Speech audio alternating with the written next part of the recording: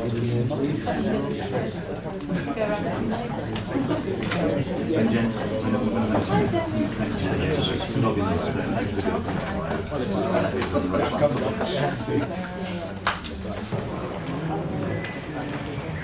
morning everyone, it's 11 o'clock so we'll make a start. I have to start by reading this out. I'm obliged to inform you that this meeting is being videoed. Members of the public are entitled to record the proceedings and are requested to give prior notice so that any additional measures that may assist can be put into place. Any member of the public who has any concerns should raise them now. Now, I will start on the agenda, but just so everybody's aware, because there's a lot of interest in a couple of items, I am going to change the order of the agenda slightly, and once we get past item 6, I'll move to item 14 and 15, which is the local plan and the swimming provision in Shrewsbury. So those will come further on the agenda. Right, we start with item 1, apologies for absence. I know we've had apologies from Will and Butler. Yeah, so I think that's it. Disclosable pecuniary interests. Nobody's indicating. Item 3, minutes, pages 1 to 4. I'm sure you've all read them. Anybody got any particular problem? Right, can I see those or approve them? Right, that's clearly carried. Item 5, public question time. Now we have a variety of questions. So we start. Question 1 is from Dylan Tomlinson. Is Dylan Tomlinson here? No. I can provide it. We've got written answers, so the answer will be provided in writing. Okay, right. Item 2 is from Dylan Tomlinson again, so saying you'll respond in writing. Item 3 is a question from Alison McKittrick. Yes. Right. Do you want to come and sit up here and then use the Alan will guide you with the mic or microphone?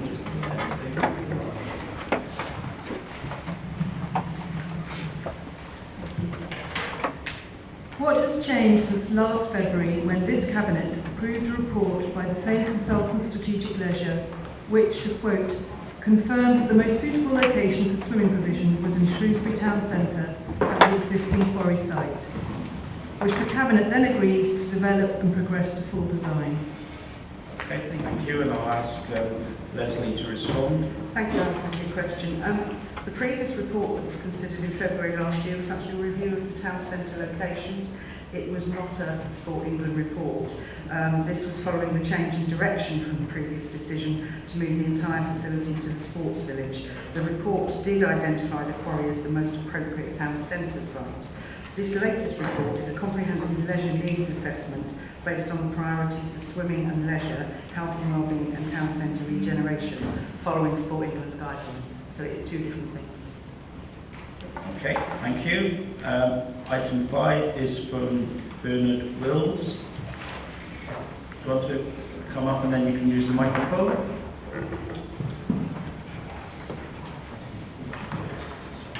Oh, yeah, 4 and 5, so you those. Oh, and 6. Right, we'll start with 4. Well, I've got them listed in my order, but my first question, the strategy within the report, Improved Lives, aims to get younger and people more active. How does an out-of-town site do this? Thank you, Bernard, for your question. Sorry, I should have said earlier on that I'll be providing written answers to all of these as well, so you can have this in writing. Could you just move your mic a bit, Neil, so I can hear you? The strategy within the report, Improving Lives, aims to get younger and older people more active, as you said. Getting younger and older people more active is not dependent on the availability of lane swimming or indeed location. We need to stress fun, engagement and accessibility. We would not be creating an out-of-town site. If option 4 proceeds, we will be retaining a town centre facility and enhancing a further one in a residential area. The aim of providing town centre water space would be to provide a destination leisure facility with day-to-day access for families young people swimming for leisure and fun, for older people who can walk to the facility, as well as a Learn to Swim programme. The options under consideration would enable a wider range of water-based fitness activities with the opportunity to link to GP referrals, social prescribing programmes run in partnership with the on-site GPs. Okay, next question. Okay, my second question, how would a single 25-metre pool out of town fit the club? Currently, Shrewsbury Masters and Shrewsbury Amateur Swimming Club use two separate 25-metre pools, an average of 1,856 individual swimmers visit per month, 29.5 hours of swimming sessions a week. Sub-aqua, underwater hockey, canoe club use these spaces also. Buses from the town centre only function from 7:30 a.m. till 8 o'clock on Monday to Friday, with no service on a Sunday. This would seriously restrict swimmers getting to and from an out-of-town site without using cars. And I will respond to that, but the first thing I will say is that we do need to say that getting to an out-of-town site is a bit of a red herring, because that assumes that there is no swimming provision in the quarry, and that is not the case. However, the next stage of work will refresh the work previously done on water space utilisation. Previous modelling undertaken by Swim England demonstrated that all current pool use could be accommodated in a 25-metre 8-lane pool plus a learner pool. The options at the moment look at the potential for rebuilding a significant facility on the quarry site or retaining pool space in the town centre and a new pool at the sports village. The future provision of swimming in Shrewsbury needs to consider the whole population, including the clubs. To attract Sport England funding, there is a need to demonstrate that any future provision will facilitate increased participation levels and reduce levels of activity. The only way that the quarry can currently be used as a competition pool is to put a boom in place, which is now not compliant with Swim England requirements for competitive events, and above, although it is recognised that such an arrangement may be used for schools, galas or local club events. Okay, and then third question. My third question is, what is the environmental impact and carbon footprint of moving the pool to an out-of-town site in the northeast of Shrewsbury, when 66% of the current users travel by foot and bike, and the most development in Shrewsbury is in the south and west side of the town?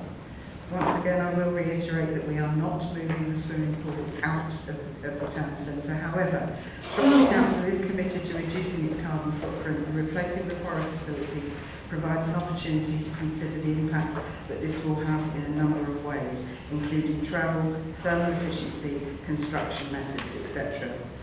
We are not moving the pool to the sports village, we are providing an additional pool facility there. The need to replace water at the quarry has been recognised, and it is recommended at the quarry so that day-to-day use is provided for and can be continued. A new facility will be significantly more energy efficient than the current pool, which is nearing the end of its useful life. The town centre location increases the opportunities for journeys to the quarry to be made by public transport, and signposting to cycling and walking routes to the sports village and other locations would be emphasised if we were to go down this route. Okay, thank you. Right, question 7 on my list is from John Brownlee. Do you want to? No? Right. Again, I can read you the question, it's a very short one. I'm a resident of Shrewsbury. Why are non-leisure activities now being given priority on the quarry site, which prejudices adequate centrally positioned leisure facilities as already agreed by this Cabinet? It's a very short answer. Non-leisure activities are not being given priority. The new quarry facility would actually be able to provide a wider range of leisure activities. Right. So all those responses will be available on the internet, will they?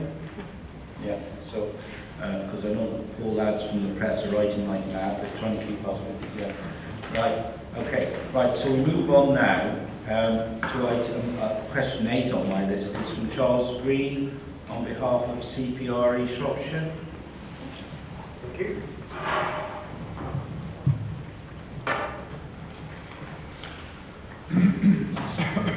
Yeah. You're on. You're fired up. Thank you. Well, I've got 4 questions which will run together. The questions, as you know, concern agenda item 14, Shropshire Local Plan.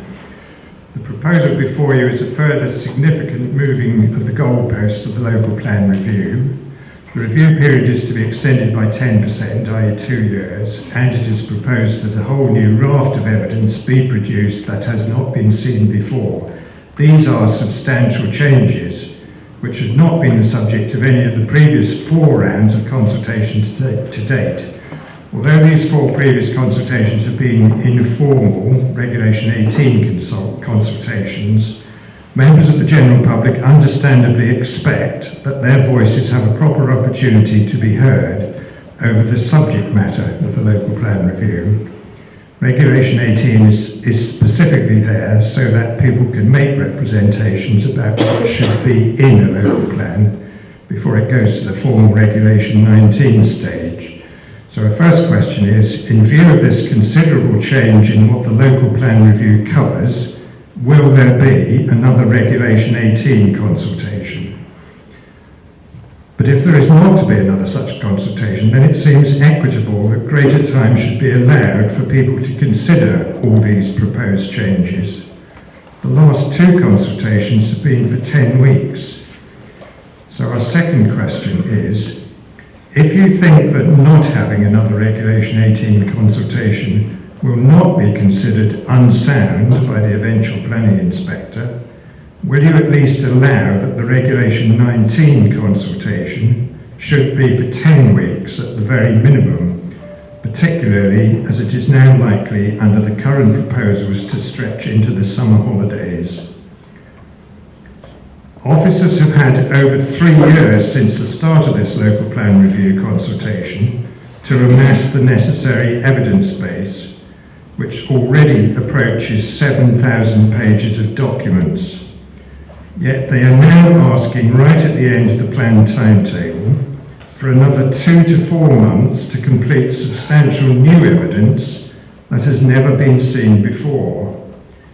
In fact, at least 4 reasons are put forward for the requested delay in the timetable, namely to take account of the Council's emerging response to climate change, to ensure the robust evidence base, thirdly to allow the unanticipated impact of certain significant development proposals, and fourthly to take account of recently announced changes to national planning policy. So our question 3 is, A, can each piece of proposed evidence be listed now with an estimate of the size of each relevant document? B, can it be added to the existing evidence base as it becomes available, rather than all being published in one giant dollop in May? C, can you say what the significant development proposals are whose impact has not been anticipated? D, can you say what are the recently announced changes to national policy referred to? And E, can you say when the next authorities monitoring report, which is already over 2 years behind schedule, will be published, and will you correct the calendar which incorrectly indicates it to have been published in December? But all this delay highlights the fact that your planning policy team is under-resourced and is under extreme pressure. It is a small team being tasked with a huge amount of work, made worse by Adrian Cooper's recent move to the important role of climate change czar. This is the second time that the timetable has had to be delayed because of the size of the task. So our final question is, why on earth haven't you employed more planning policy staff? Thank you. Right, I'm going to ask Councillor Rob Macy to respond. Thank you, Leader. Obviously, from my point of view, I'll give copies of the written answers as well, because they're quite detailed questions and there is quite a lot to come back with. On question 1, in view of the considerable change in the local plan covers, will there be another Regulation 18 consultation? The proposed change to the plan period to 2038 responds directly to paragraph 22 of the NPPF, which states, strategic policies look ahead over a minimum 15-year period from adoption to anticipate and respond to the long-term requirements and opportunities, such as those arising from major improvements in infrastructure. It's not considered a considerable change and instead is a move to further ensure the soundness of the local plan at the examination. Regarding the issue of evidence, the preparation of the local plan is an iterative process which should be responsive to public comments and emerging evidence-based documents and wider material considerations throughout. The outstanding evidence base is largely to inform development management policies and is unlikely to lead to any more significant changes to the principles of the overall local plan. It's therefore not considered that a further Regulation 18 consultation stage is necessary. In response to question 2, if you think that not having another one will not be considered unsound by the eventual planning inspector, will you at least allow that the Regulation 19 consultation should be for 10 weeks at the minimum, particularly as the next stretch into the summer holidays? The proposed local development scheme proposes that the formal period for consultation on the pre-submission draft of the local plan should be 6 weeks, in line with the minimum requirements set out in the Town and Country Planning Act. It's likely the period will run between the end of May and the start of July 2020. The timeframe is considered to be sufficient to allow local communities a meaningful opportunity to comment on the draft plan. In arriving at this conclusion, it is noted that there have been 4 stages of public consultation on the local plan review since 2017. These consultations have generated significant levels of public response, predominantly on proposed site allocations. However, what we would say is, should it be subsequently be considered that the pre-submission version of the local plan has changed sufficiently from the earlier consultation stages, the Council will consider extending the Regulation 19 consultation on the pre-submission version of the local plan later this year. In response to question 3, which was around the proposed evidence base, and I think had 4 parts to it, the outstanding evidence consists of the green infrastructure strategy, the water cycle study, the strategic flood risk assessment part 2, the economic development needs assessment, gypsy and traveller needs assessment update, town centres study, and the development viability. At this stage, it's difficult to judge the length of the documents that we produced. They will be added to the evidence-based pages of the website as they are finalised. The 2 additional reasons for the programme change you refer to are included under paragraph 1.6 of the local development scheme document itself. Unfortunately, these reasons relate to an earlier iteration of the LDS and will be amended from the proposed updated version if agreed. For clarity, the rationale for proposing an extension to the timeframes relates to the need for the local plan to be supported by a full range of robust evidence-based material and has been allowed an opportunity to respond to emerging corporate priorities, in particular climate change. And the final part of that was the authority's monitoring report will be published at the earliest possible time, and the calendar you refer to will be updated accordingly. And your final question about the planning policy staff. The local plan review is a key priority for this council. I don't think there's any doubt in that. We have a strong planning policy team made up of very good professional staff. We're not going to be drawn into the numbers of officers in the team. We are managing the resources appropriately within the resources that we have. Additional interim resources have been put in place. I think I should probably clarify, just for Adrian's benefit, that I don't think his official title is Climate Czar at this point. I think he'd be a little bit embarrassed at that one, but so that's the answers to those questions. But we can provide these in writing as well. Okay, thank you very much. We move on. The next question I've got on my list is from Malcolm Andrew and Brenda Sandilands. Are they around? Do you want to come forward, then you can use the microphone.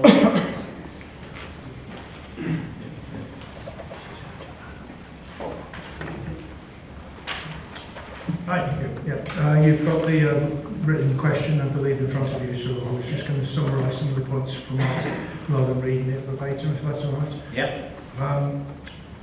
I think we're all agreed that finalising a sound local plan is as soon as possible is vital to avoid the risk of the current adopted policies being challenged as out of date, and a free-for-all development policy scenario arising with development as we saw in 1450.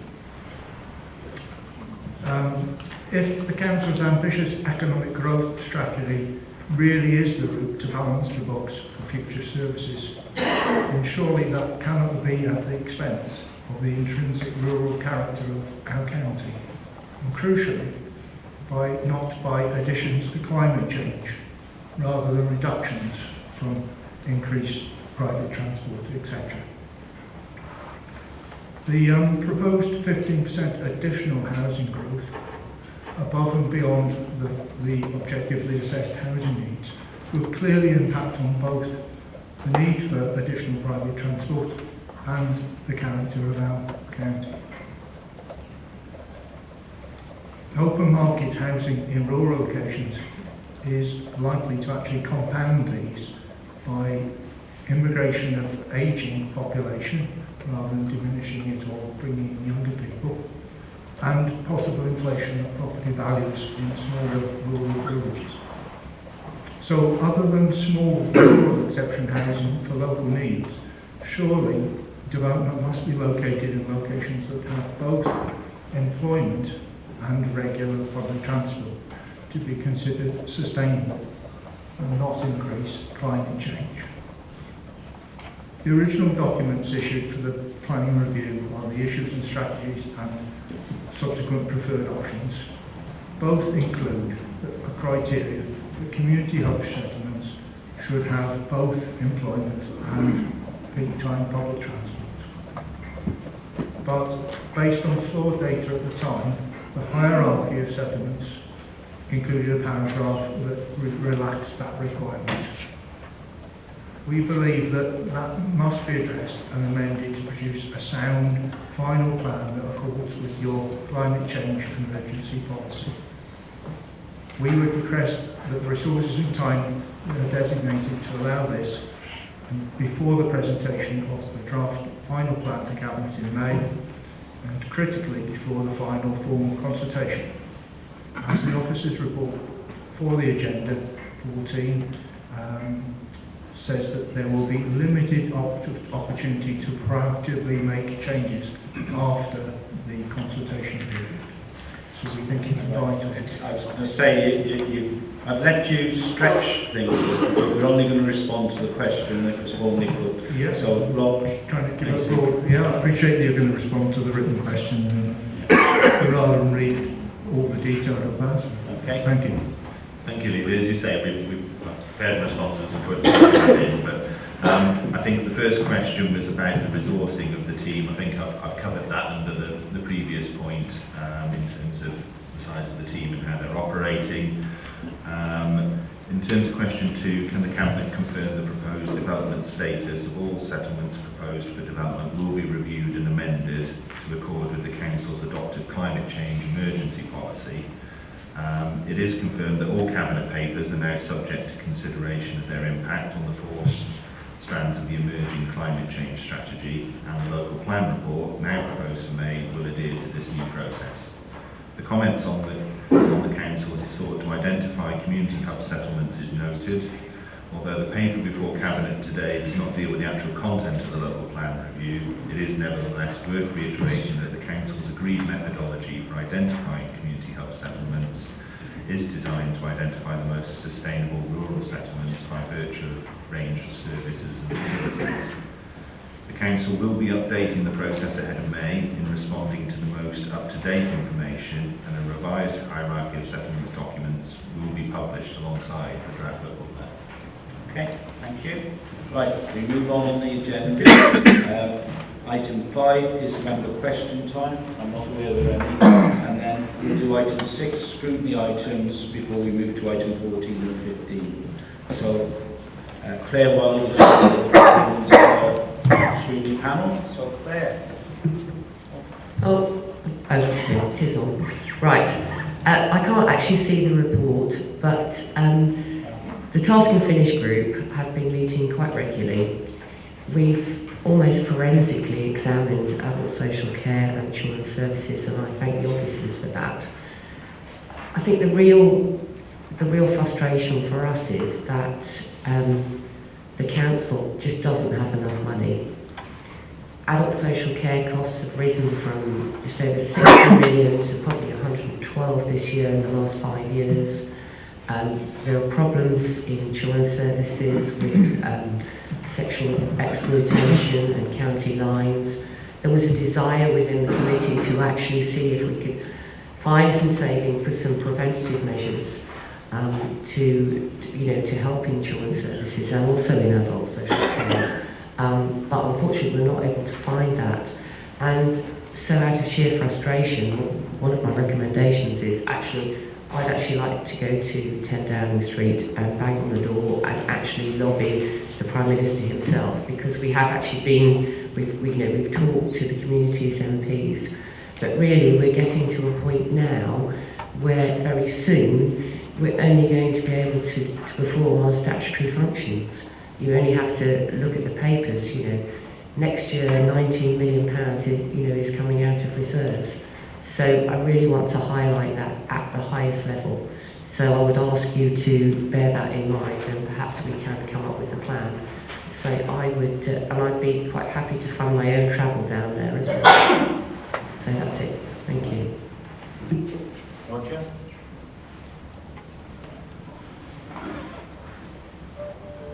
Thank you, Chairman. As a member of the Strategy Task and Finish Group, when it came to voting on and supporting this whole... I was going to say, you need to make sure you speak into the microphone. Yeah. As a member of the Task and Finish Group, looking at this, and the only member, non-administration member, I could not support the final report because there are several things that were missing. Highways were never looked at, given no opportunity to look at that anywhere within the timescale. I asked questions about the budget which is being put together for this next financial year, and I was told it was still being considered, so it wasn't possible to share any information from that with the Task and Finish group. I also asked about the budget that was already in place for this year and what was happening. Again, no real information was told. I was told I needed to go to each of the scrutiny committees and ask questions on the finances there. I did so. On one scrutiny committee, it wasn't even on the agenda. On the others, we didn't really get satisfactory answers to some of the questions. So I cannot support the report because I don't think it fulfilled the objectives that were set. Can I ask, there's a rumour going around that you're no longer leader of the Liberal, so you're still a leader of the Liberal group? I haven't received any emails telling me I'm not. No, I just... there's some rumours. You may hope that, Chairman, but it doesn't I would possibly comment. Can I come back? Yeah, of course. Yeah, okay. So the largest budget that we looked at was obviously the adult social care budget. What we were hoping to do was find a way to actually see if there were any savings to be had, so that we could actually look at other areas like prevention, like highways. We will be examining highways, but I think you have to look at the biggest budgets first, and so that is exactly what we did. And so if Roger doesn't want to come with me to 10 Downing Street and pay for his own trade fare, that's fine, but I still want to go. Thank you, Chairman. I don't know whether my mic's working, but we'll carry on. You can usually hear me anyway.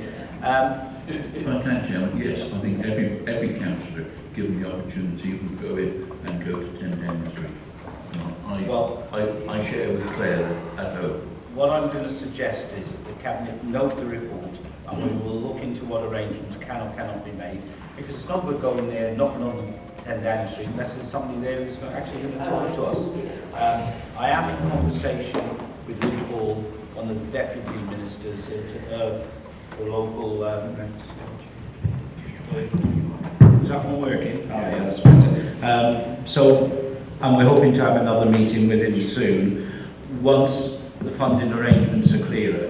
But I'm more than happy to try and arrange stuff, but there's no point just going down ad hoc, it's got to be an arranged situation. So we'll note the recommendations and we will try and arrange something in due course.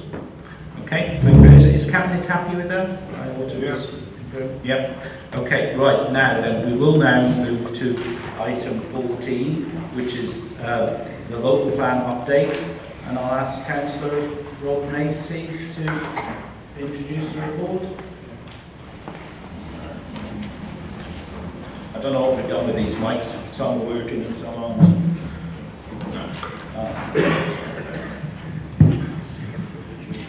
Okay, so obviously you have the report in front of you. The purpose of the report is to seek approval for one, an update to the Council's local development scheme, which includes the timetable for the preparation of the emerging local plan, and two, to propose a change to the proposed plan period for the review to cover. So it now covers the period 2016 to 2038. The report outlines the reasons for both of the changes, and also proposes that we will bring the draft pre-submission version to be published in May 2020, subject to approval by Cabinet. The draft local plan, as I've highlighted earlier, would then be subject to a 6-week consultation at the Regulation 19 stage, seeking representations on the soundness of the plan, and the local development scheme you have in front of you estimates the process will take about 12 months once it's gone back to council in September and gone to the inspector, leading to it. We're in the hands of the inspector, but hopefully the chance to adopt it in early 2022, subject to the inspector's report. Assuming that we are successful on that and it is adopted, it will be full council that actually does the full adoption of the plan at that stage. In the short term, the new programme represents a 2-month delay, which I've highlighted during the public questions, to make sure that we have a further piece of evidence base and ensure the local plan is aligned with the Council's emerging climate emergency draft strategy. And good progress on the outstanding evidence-based documents are being made, and I listed the other various documents which we're preparing. Regarding the proposed extension to the plan period to 2038, as I've highlighted, that is to ensure we've got the lifespan of the actual plan once adopted at 15 years to meet with the requirement of the NPPF. So at this stage I would say yeah. And I do want to stress there's no hidden agenda about the timescales. You know, people seem to think we're doing something, you know, underhand. It's not, it's just in the regulations from the government, and it's how we're doing it. No hidden agenda, there's no plan to change any fundamental parts of what we're doing. It's just the way it is. Right. Is that seconded? Yeah, yeah, that's seconded. Right, so Roger, and then I'll move around the room. Thank you, Chairman. I have concerns, and I share similar concerns with the public questions that were asked. Pushing it out to 2038. We've got no option. The government are telling us we've got to do that. I'm sorry, I'm not even going to let you go down that road. No, what I was going to say, Chairman, I know we've got to do it because of the 15 years. I understand that, but it's because of the resourcing within the department has caused a delay. I don't agree with that either. I'm sorry, you're wrong. Okay, but there will be included, I would suspect, in the June-July, and to take it to the September council. It's a very, very tight time scale in order to look at what happens during that consultation. But I've heard no reference about the cross-subsidy housing, which I understand Shropshire Council needs to put into place, because it could affect quite a number of communities and could shoot a lot of things that we all want to happen within the communities and developing boundaries. This cross-subsidy housing, which is a new government procedure which is being introduced, I would hope this is going to be consulted on.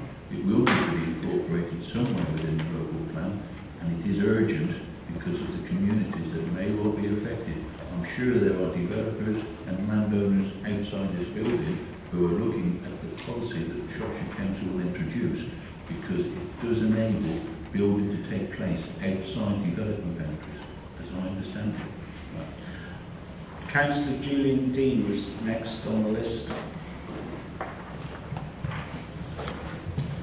Thank you, Chair. So my concern is really the member involvement in this, alongside the public involvement. So we've been told that the scrutiny committees cannot bring value to this process, which seems somewhat odd. At the same time, I managed to get an invite to join a balanced member group back in September to look at the local plan review, which hasn't met, as far as I know, since I was invited.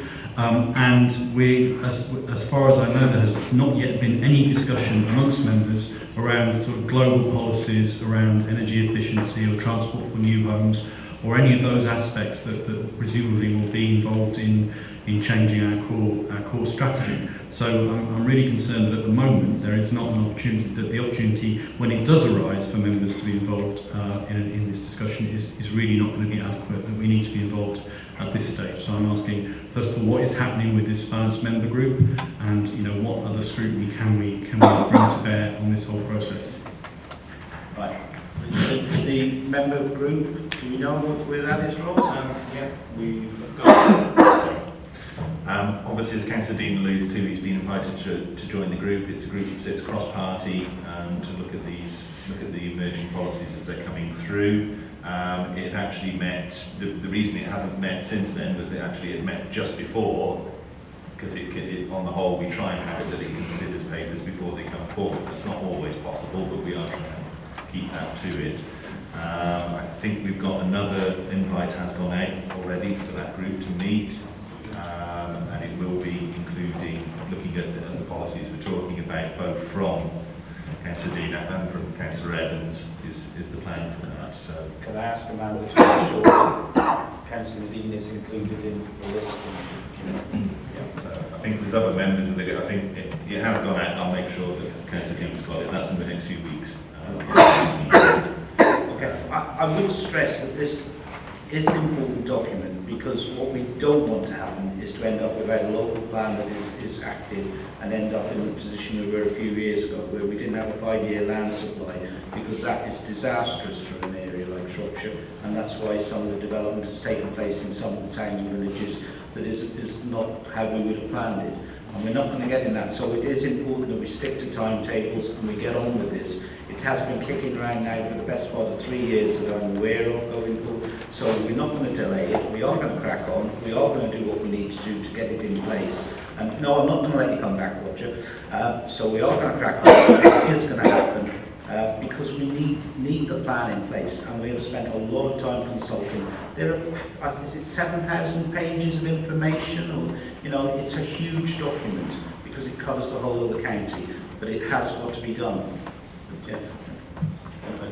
The only point I was going to come back on was Roger's point about the cross-subsidy policy. Yeah. That is something we did cover in one of the previous consultations and saw responses on. That is something that we are still developing and bringing forward, and it is just one of the ways of how do we actually get more of the things that we know we've got housing need for. Is this a different approach that can help deliver actually more of those that we're looking for? So that Okay. Right, so anybody else got any comments on this item? There are recommendations on page 251. Oh, sorry, David, yeah, come on forward.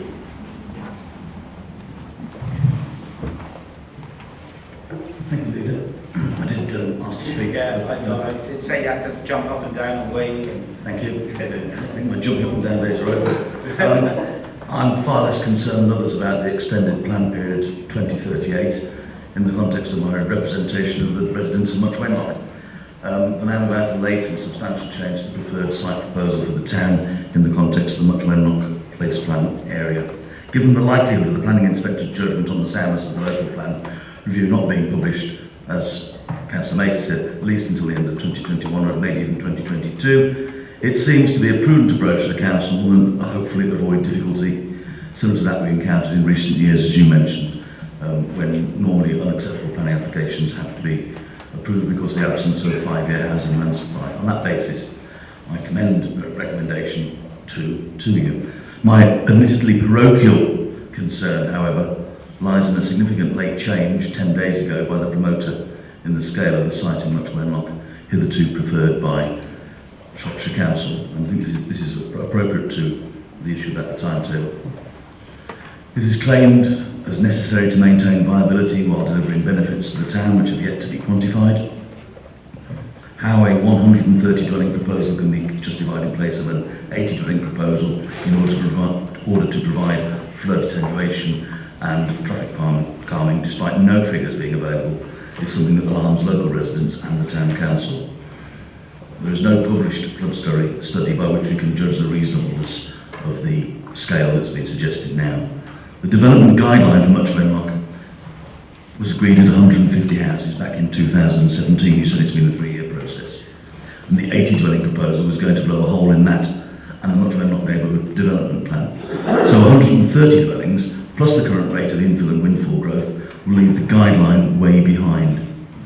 I'm not going to dwell further on that, other than to say that development should follow need rather than development dictating growth, and that the place plan area not only includes 60 houses on the preferred site in Cressidge, in Clare Wild Division, but also the strategic site of the former power station, which is expected to provide a further 1,000 houses.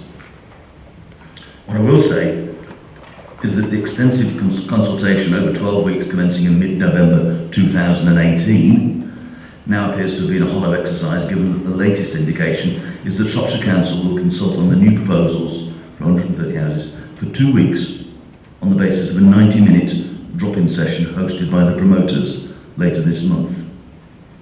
Recommendation before you this morning seeks to push the Regulation 19 consultation stage back by 2 months.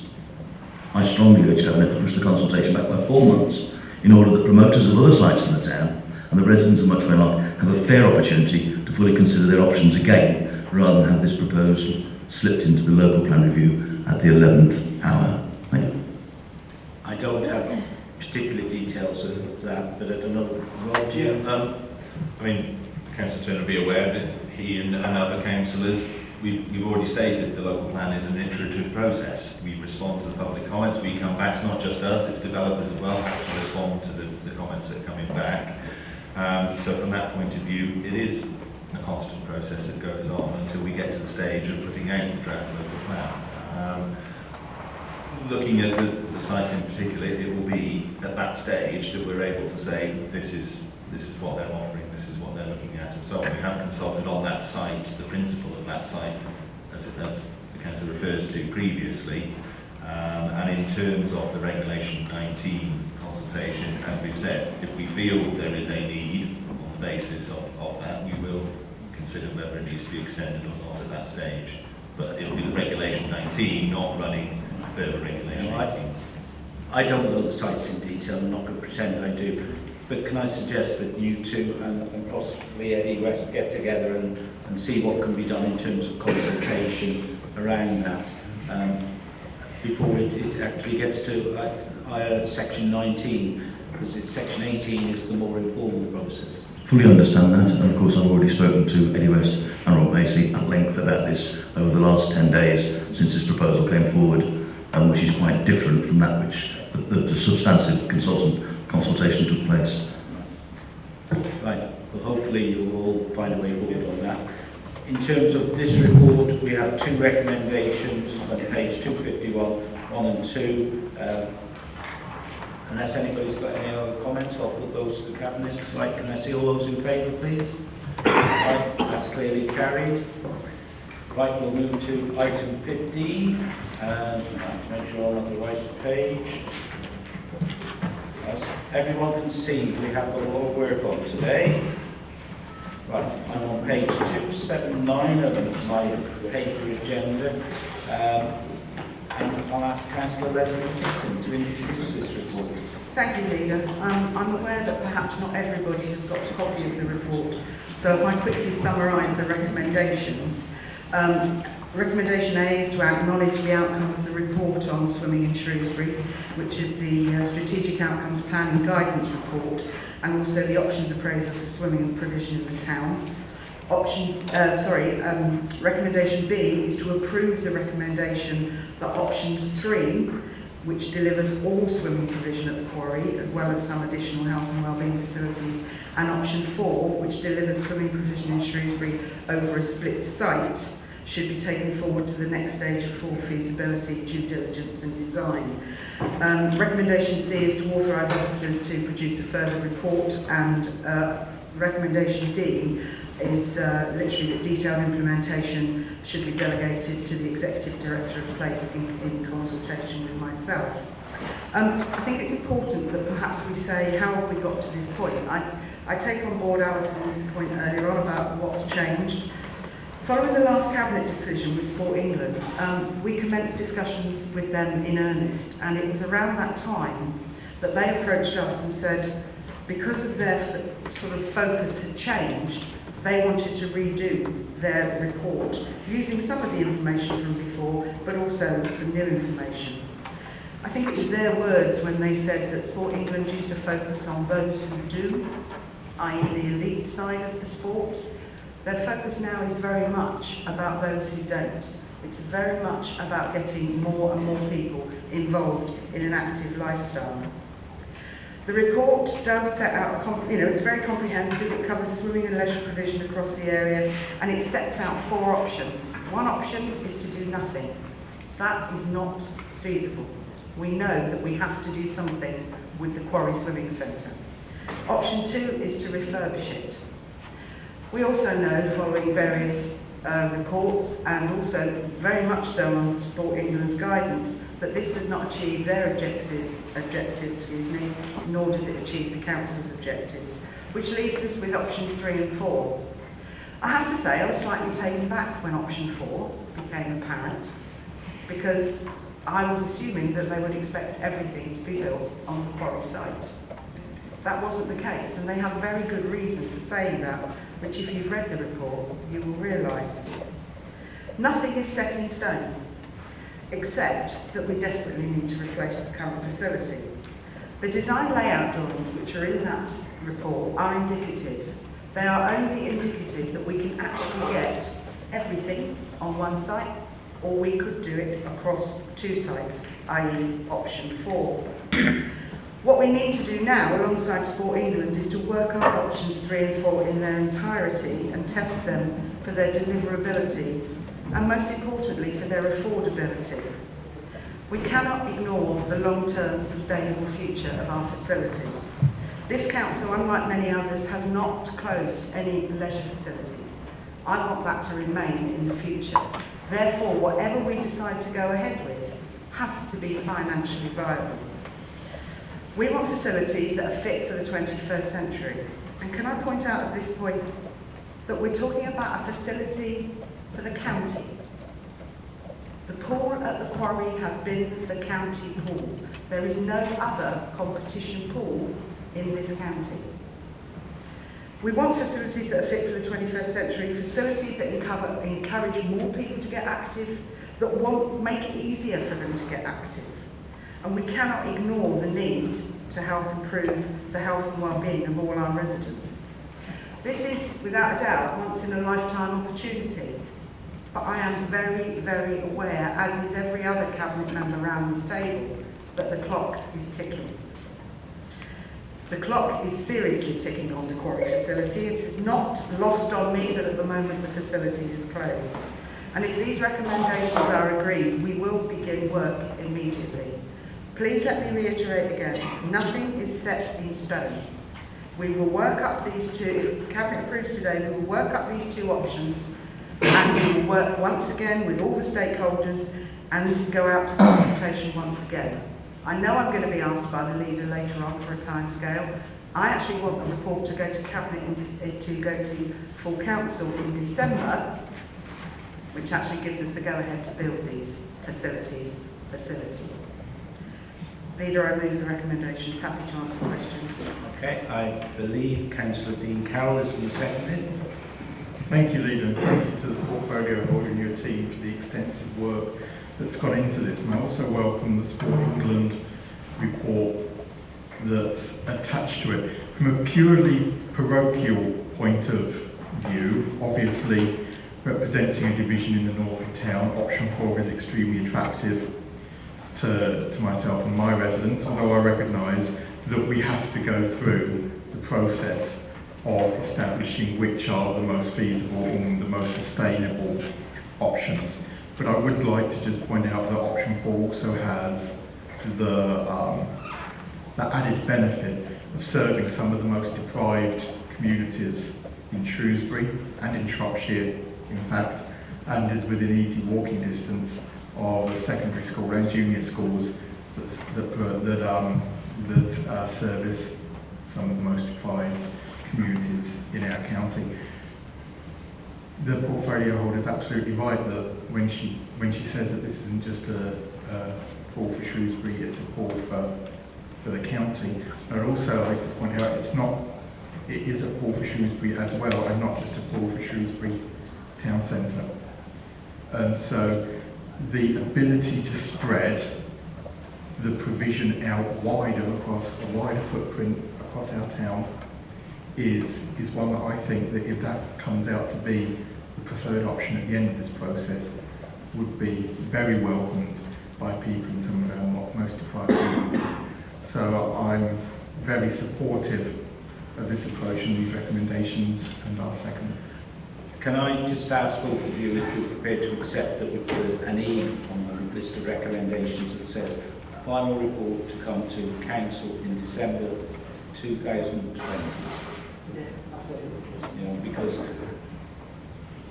because councils tend to work slowly. If we're not careful, things get delayed and delayed. I don't want this delayed any longer. The conversation about the pools has been going on longer. We need to make final decisions and start getting on with whatever we're going to do. I'm not going to say I prefer C or D. I'm not sure. Let's see what the reports will come up with. I think either could work, and I think we need to just wait and see what the experts say is the best way forward, and what is the most affordable, and not sort of have a prejudiced mind to what may or may not happen. So there'll be an E about timescale. I know Hannah Fraser wished to speak, so Hannah. Thank you, Chair. Just before I begin, if you're somebody who hasn't been swimming in the last month or 2 months, then bear in mind that you probably don't have a personal understanding of the needs of the pool users in the Quarry Swimming and Fitness Pool. I've been swimming every day in January until the roof blew off the swimming pool and the pool is now shut. My 2 children go to lessons, so I go twice a week to take them to lessons. This is my sort of lived experience of how people use our swimming pool. In the morning, the 33-metre pool is crammed full of swimmers who want to do lengths. They're there for fitness and they want to spend half an hour swimming up and down or an hour swimming up and down. Currently, the 6-lane pool is full, and it's often it's slightly too full to swim comfortably. At the same time, schools are starting to use the 2 downstairs pools. And that length of time, bear in mind the clubs have been using it from 6 till 8 in the morning, so from 8 till about 10:30 it's round, and the 2 pools downstairs are being used by schools. There's a bit of a drop-off, and then the lunchtime swimmers start. I used to swim at lunch as well when I worked in town. You know, people go from work and have a half-hour swim, and then perhaps the afternoon is a bit more of a lull, but then in the evening you start to get the lessons. So when I'm there with my kids in the evening, all 3 downstairs pools are full of lessons, and I swim sometimes upstairs in the upstairs pool. And that generally is not quite as full, but there'll be 20 people in there swimming. And then the clubs start using it into the evening. So it's really well used. The report in front of you says that it's 47% used. Well, I don't see how it could be much fuller. You know, there are going to be some times when a pool is not busy, you know, when people are working and all that kind of stuff. But at the moment, it's a really, really well used facility. And the existing pool users are not all elite swimmers. You know, lots of people are just people who want to get fit, and that's the way they use the pool. And the kind of participation that you're trying to encourage currently goes on a lot in the town centre. And a lot of the people who use the pool, they walk, they cycle, they get the bus, particularly after 9:30 users in the morning. They're the people who can use their bus passes to come into the pool.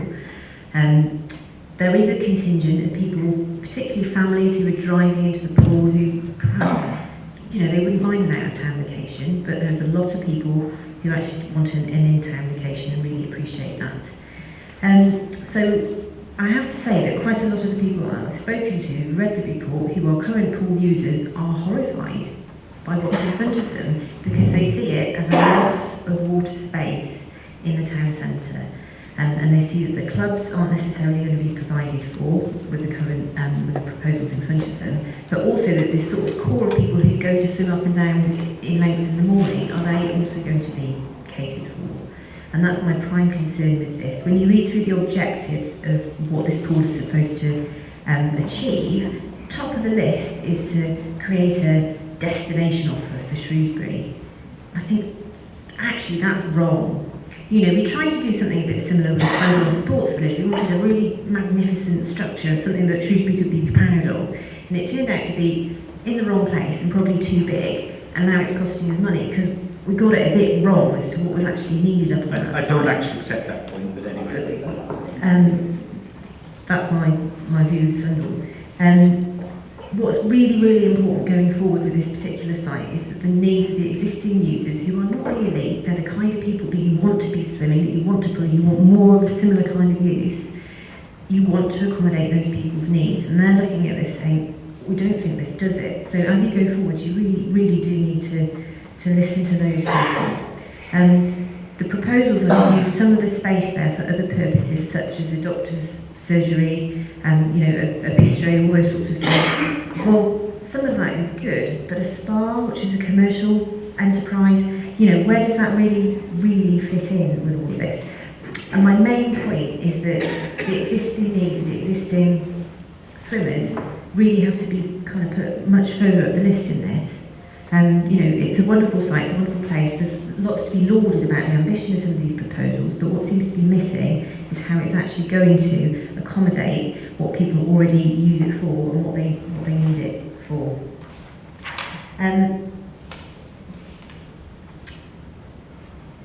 I think if you're going to build something up at Sundall, you should aim that to be the sort of use that people who are already driving to a swimming pool are going there for.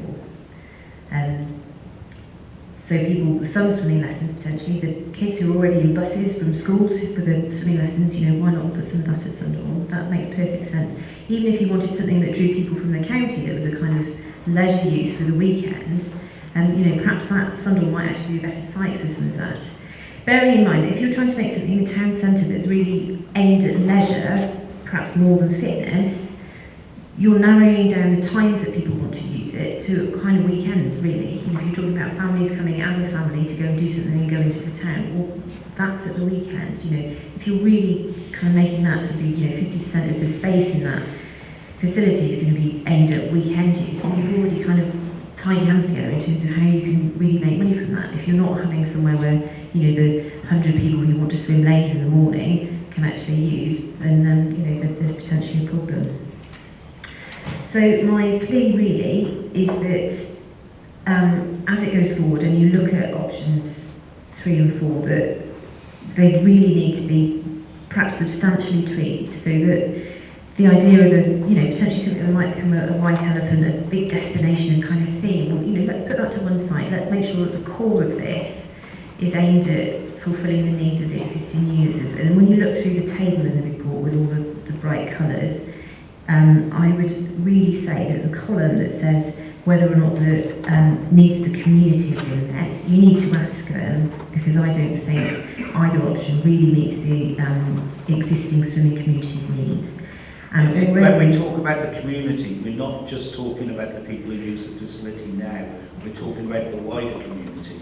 So, with the best will in the world, in your new facility, 50%, this is the most optimistic thing possible. You've got a real core of customers who love swimming, and some of them do it every day. Yeah. Your best outcome would be perhaps to grow your participation But I believe that will happen with what's by going on. perhaps 50%. So still, 2/3 of your users will be the existing customer base. So if you don't get it right for them, you're not going to be getting it right for anybody. Thank you, Hannah, for that. Thank you for actually explaining one of the reasons for putting one of the pools at Sundall, because that's exactly what was in our minds. I'm a little perturbed about what I hear regarding the facility at the quarry. I actually haven't outlined today what that facility is, but you have assumed that there is no lane swimming, no swimming lessons, no aquafit, and I'm telling you there absolutely would be. There is a rumour going round, and I find this so disappointing, because I think actually in some cases it's actually perpetuated by councillors, that we are building a paddling pool in the quarry. That is absolutely not the case.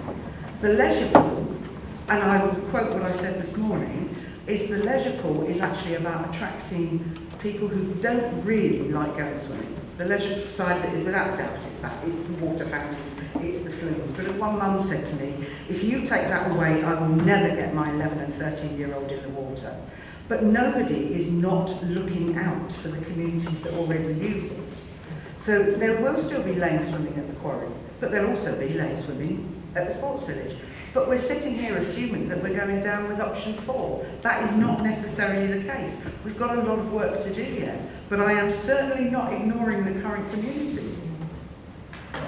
No, you'll get your chance later. Lee Chapman next.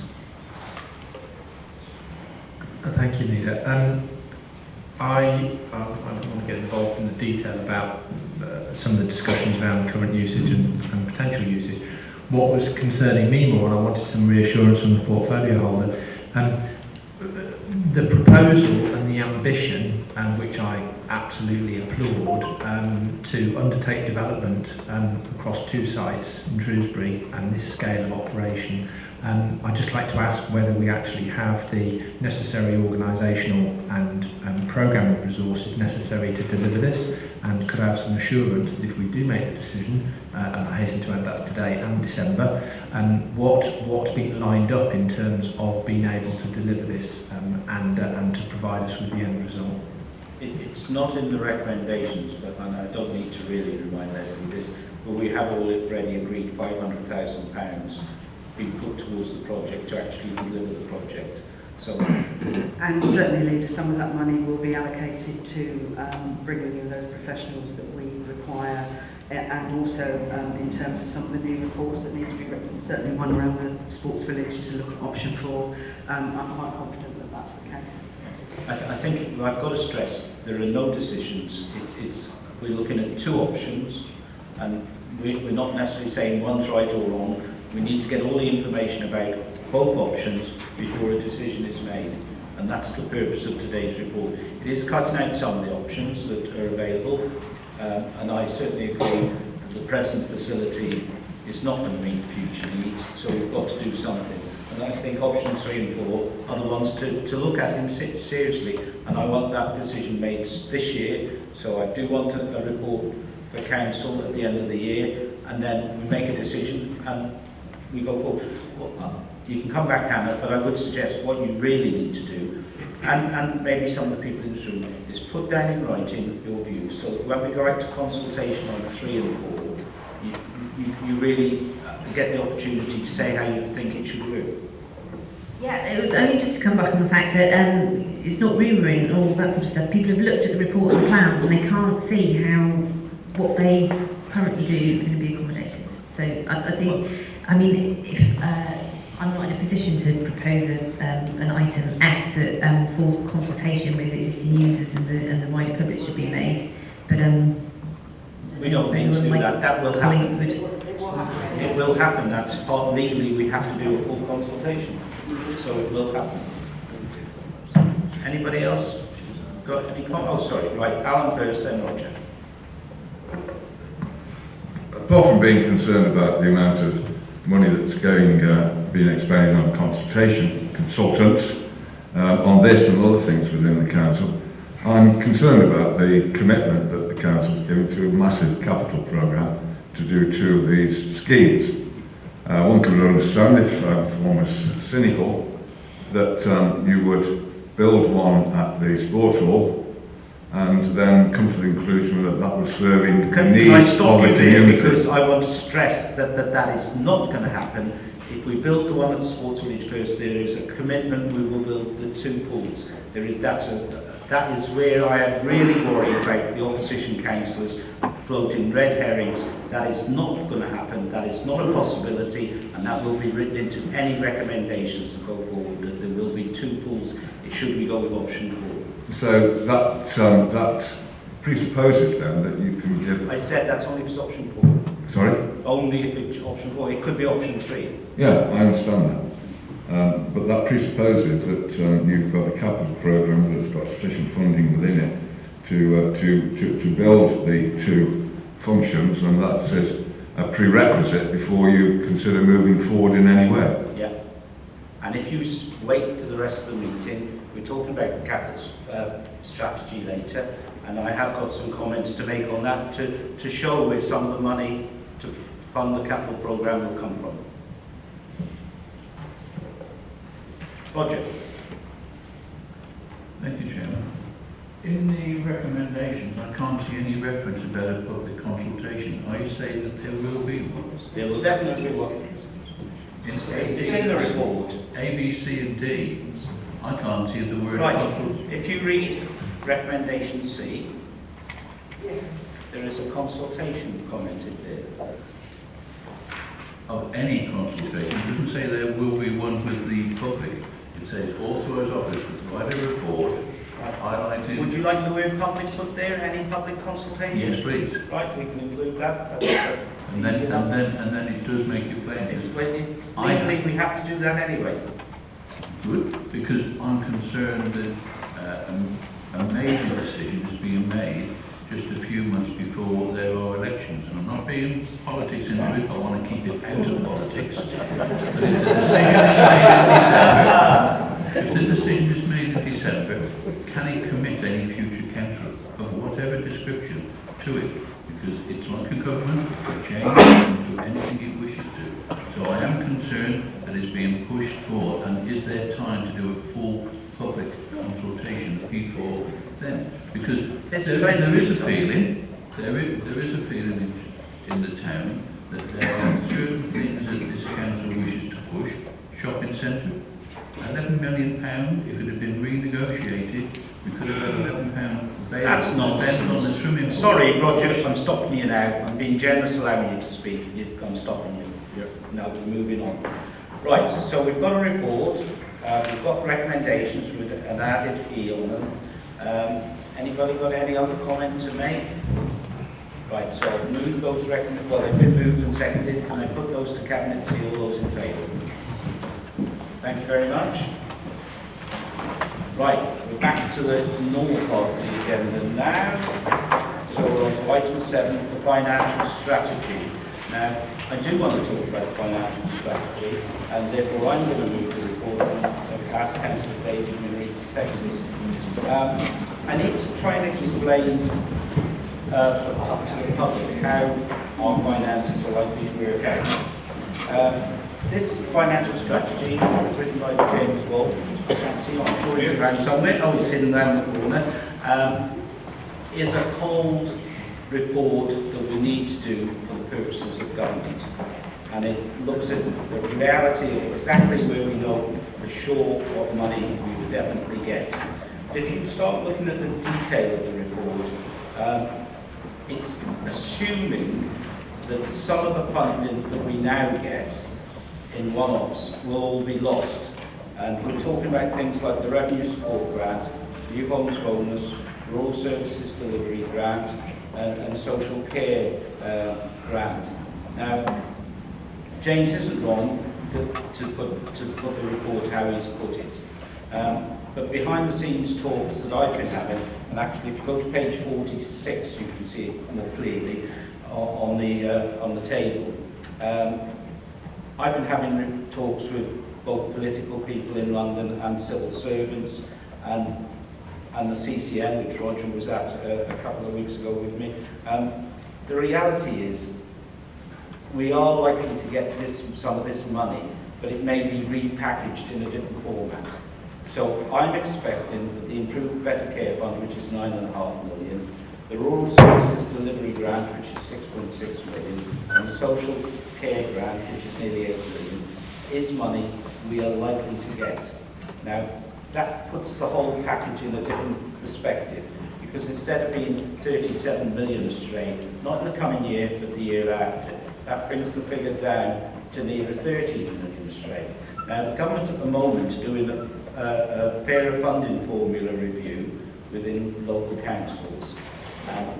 I think most of the work has been done. They're not releasing all the information, but the information I'm getting fed back is that we're likely to receive nearly £4 million out of that fair funding review.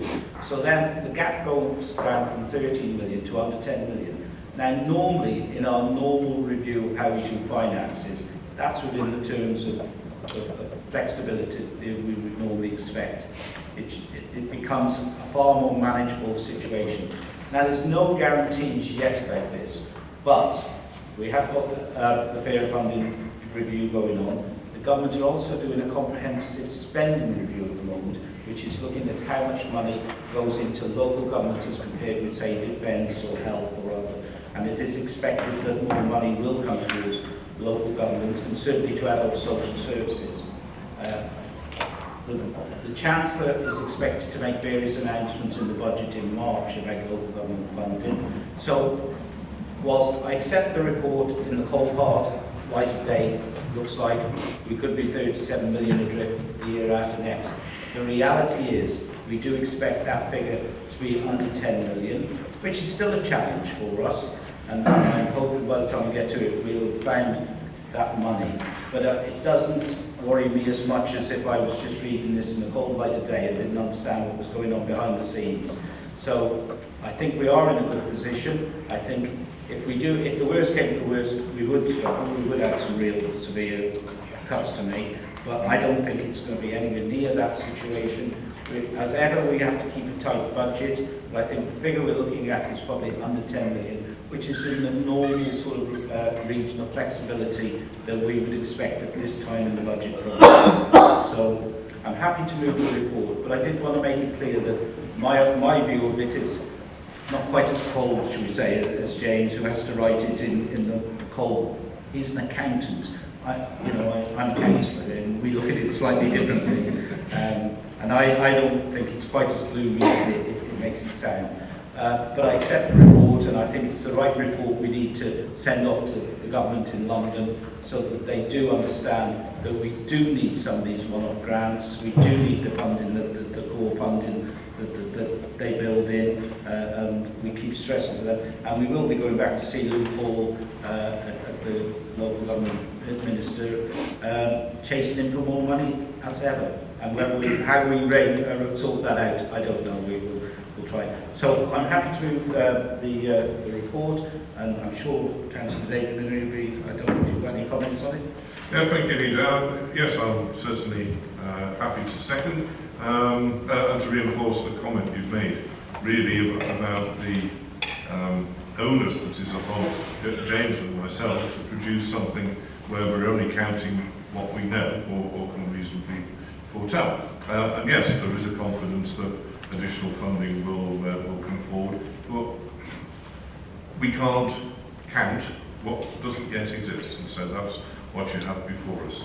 If anybody is wondering why we have this gap, I think you need to do no more than look at pages 34 and 35 of the document, where it's talking about the medium-term financial strategy.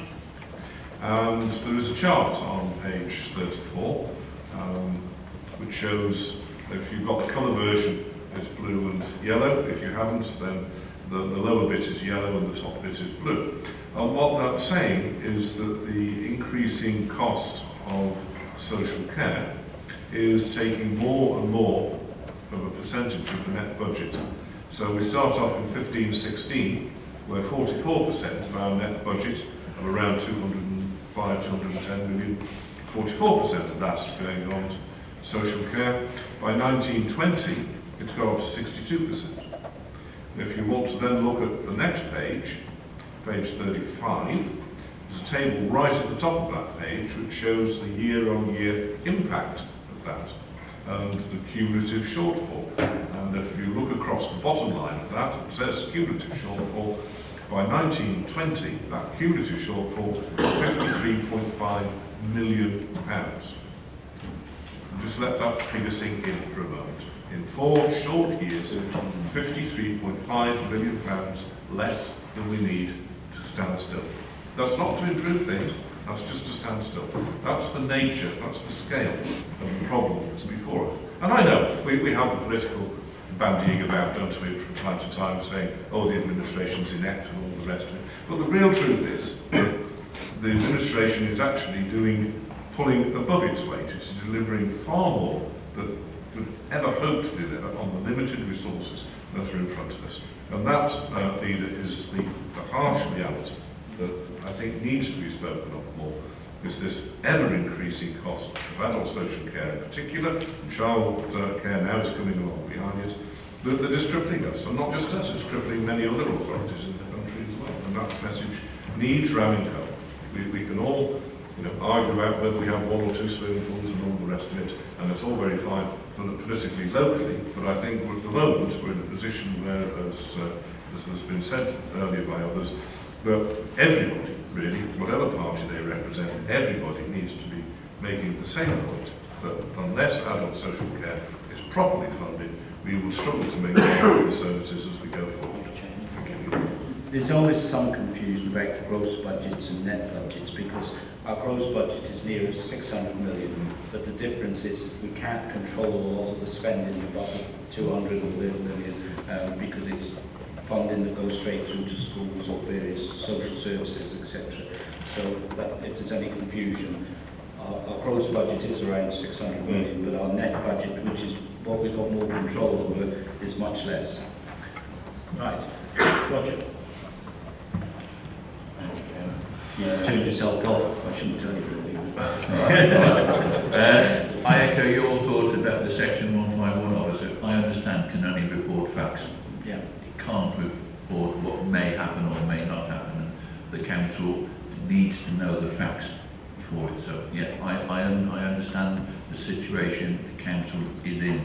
What I would criticise the council for is its lack of invest to save policies in previous years. And I see for the first time, because I haven't seen the Q3, and obviously the Q4 we're still in, financial strategy and where we're going, but I see it's predicted to be, council is predicted in this report to be £1.7 million need of reserves in order to balance its budget for this coming year. And that's where I would criticise in the invest to save. I can save light, and you know exactly what I mean about that. If that had been done 5 years ago, we would have been £1 million or more better off by now. But yeah, we are where we are, but I do have problems, and we can debate it at full council, and that is the number of detailed savings by directorate. One of the questions I have asked at scrutiny meetings is about some of the savings for the Kia Reserve. Don't understand it because there's no information there, and I said, why aren't we using that to do some of the highways and other things when there is £20 million in the financial strategy reserve, and I've been told it's a decision that's been made to keep the financial strategy reserve for 21-22 because we will need it to balance the budget. I echo your thoughts. I'm expecting more from whatever the government will be there, but some of that strategy reserve could be used to aid this year or next year so that that reserve could actually be spent where the community wants. I could talk for more, but we'll have that debate at council. I think that reflects a cautious attitude we do have to money. You know, we do want to make sure that we're not one of the councils that fail, and that will never happen while I'm in charge.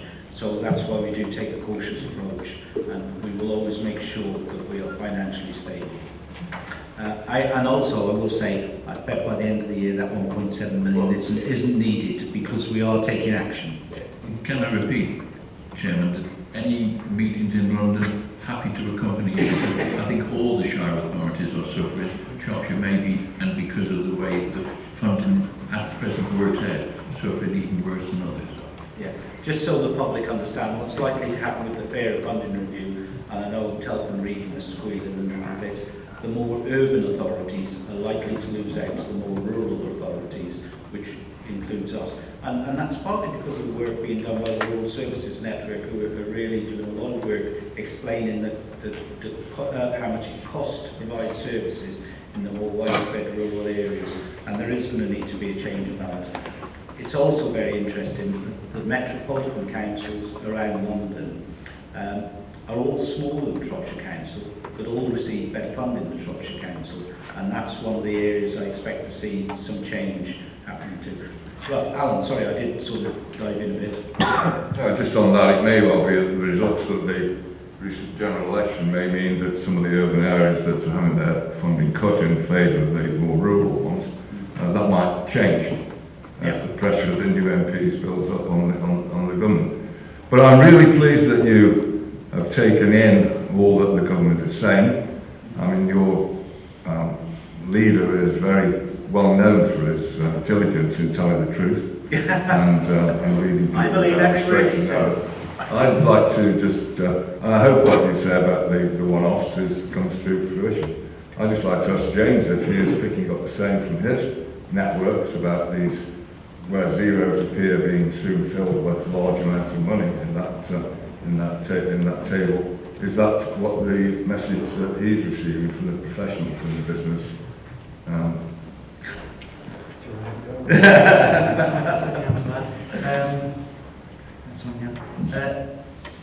I'm not hearing anything is the reality, because at the moment we haven't even got into a consultation period over what the new formula would look like. So I can only give you the honest answer that from we have not received figures yet. Otherwise, if we had, we would be building them into the financial strategy. This is really a political debate in terms of where the comprehensive spending review goes, because that is the ultimate decision that will impact. I think fairer funding is all about redistributing on a fairer basis, but it will always be a political decision about how much money goes into local government per se, and that I absolutely cannot comment on. The critical feature of this report, obviously, is on figure 16, which is on this printout. It's on page 31, it's paragraph 4.5, savings plans. And that shows clearly that over the last 9 years, there's been £200 million put on our budget, and you've imposed, or previous administrations have imposed, those cuts in services, which has had a massive impact on the number of people. We employ a third fewer than we did previously, which is bound to impact on services. And I understand that you have that's necessitated to protect services in adult care and other care. That's led to massive cuts across the other services. As Roger explains, that's impacting on highways in an all too familiar pattern now, and we feel the crunch. Even, I think you were saying, Peter, that if it's £10 million cuts next time, then we can just cope with that. And just in passing, it seems as though you become habitually obsessed with the need for cuts, like the government is.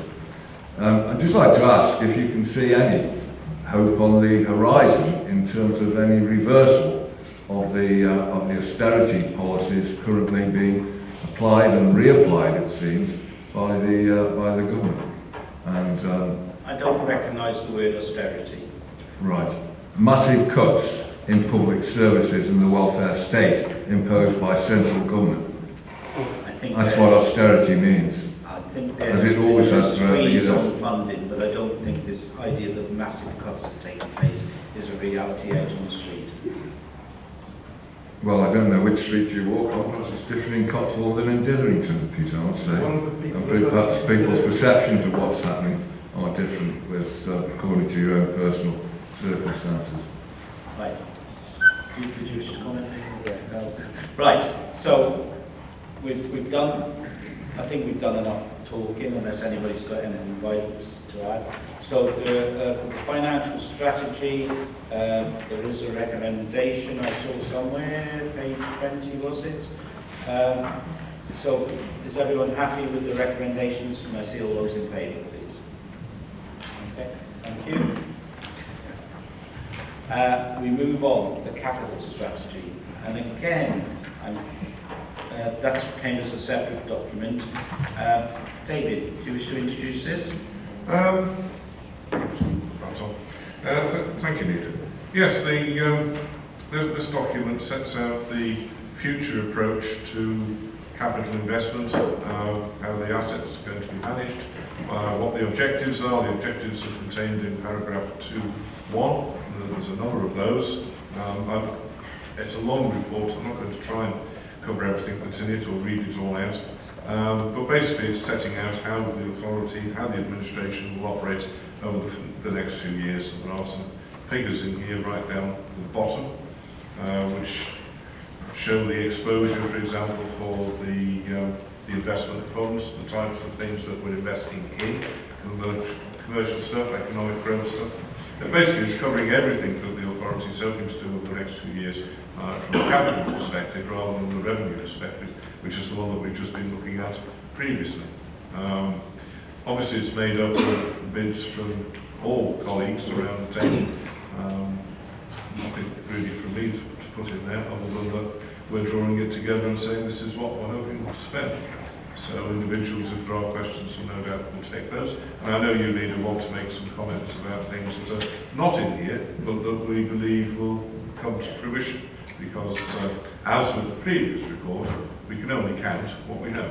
Yeah, and you're right. So that's a bit limited. I have been in conversation with James quite a bit, and I accept that James has written down exactly how it is, and there are, I believe, it doesn't include lots of potential, which we haven't actually got figures, hard figures on. So the figures I'm going to quote now are what I believe is possible for the council to achieve over the next few years in terms of accessing money to pay for all the different projects we've got. The Oxon Link Road and the North West Relief Road will release about 100 acres of development land that this council owns. It's basically the former small holdings estate that existed around Oxon. And now if you take 100 acres of development land, and again, these aren't firmed figures, but they're more or less what the professionals tell me are likely to happen. It's quite reasonable to expect development land in that end of Shrewsbury to get £300,000 an acre. Now, if you've got 100 acres of that, that comes to £30 million. So that's £30 million, which I think we will end up with. Now, how quickly that happens, because it will depend on how quickly the road gets built. But it's certainly there, which I believe will be achievable within the next 5 years. At Mile End at Oswald Street, we've had a lot of government funding to do improvements to the A5 and to change the nature of the roundabout to access the land on what I set for the right-hand side as you approach from Shrewsbury. When you get to Mile End, the land on the right-hand side is owned by Shropshire Council. There's about 60 acres of industrial land available there. Now that's not going to be housing land at 300,000 an acre, but I believe it is realistic to expect that land to get somewhere in the region of 100,000 an acre. And if you've got 60 acres of it, that comes to £6 million. We also own the land on the opposite side of the island, and we already, a couple of years ago, we did refuse bids on that land at Cabinet, which was, I think, around the £2 million mark. I believe it will be worth a lot more than that when the work at Mile End is done. So I think there's another 3 or 4 million available there to the council as we go forward. There's a big site up the road here at London Road, which we're starting to put together with self-built plots for housing. And the work does rely partly on how quickly the estate up the road here goes, because it's going to be a road through that will service that will actually service the self-built plots. There are about 70 plots there, and I think a conservative estimate, and I think this is a conservative figure, is that those plots will be worth £100,000 each. Now, 70 plots of that, and some of them will be worth a lot more because they will be overlooking huge areas of the river and the countryside. There's the potential for £7 million of income from there. We also, the housing team, have been doing a lot of work looking at land we own around the county, and we have identified 500 plots of land, or enough land for 500 houses. Now, if you work at 40,000 a plot, because they will vary, some will be land that's appropriate to sell on the open market, some will be land that we may need to sell to Cornovia, either a housing company or one of the local social housing providers. But I don't think suggesting an average price of 40,000 a plot would be unreasonable, and that could bring us in another £20 million. We're doing lots of work in lots of areas, but I just wanted to say that, you know, if you add those figures up, you get towards 60 or 70 million pounds of potential income, which is basically the balancing figure that we need to get our capital programme on track. So I don't worry too much about the funding. Further on in the agenda today, we're going to be looking at potential borrowing. Now, and the figures are the figures that show how much you're allowed to borrow if you really need to. We've got, and I forget the exact figures, and I'm sure James will know them off by heart, but we've got a limit on borrowing that we can go to. I think it's around £650 million. Our actual borrowing is more near the 250, 300 million. There is a lot of headroom there. If we get stuck and we need to borrow money, we do have the ability to borrow money. I hope we won't need to. I think we can fund everything in our capital programme without going to borrowing. But if we really need to, the potential exists to do that. We have got money in the bank. I know James is very protective of it, and I don't blame him, because as I was talking about earlier, we want to be a conservative council that makes sure we're financially stable. So when we're looking at this capital programme, I accept this report in its entirety, but I think there are other things that will come into play, and I'm hoping as we go forward, James will start including some of them. I think he needs a bit more reassurance from some of the professionals exactly how they will stack up. But I don't think he would argue with some of the figures that I'm suggesting. I know in our conversations he does accept that there's a reasonable chance of achieving quite a bit of money one way or another. There are areas that do live absolutely. Yeah. So I think the capital strategy is a good document, but if people are reading it and thinking, well, they can't afford to do some of the capital programmes, I believe we can afford to do everything in our capital programme over a period of time, not just in Shrewsbury, but around the whole county, because we are doing work at Oswestry, at Whitchurch, very almost every town around the county is getting something. And I think it is affordable, and I think we can do it without borrowing money. I think we will be able to raise enough money from the assets we own and the various funding arrangements that we have in place. We're hoping to get money off the Marches Lep soon.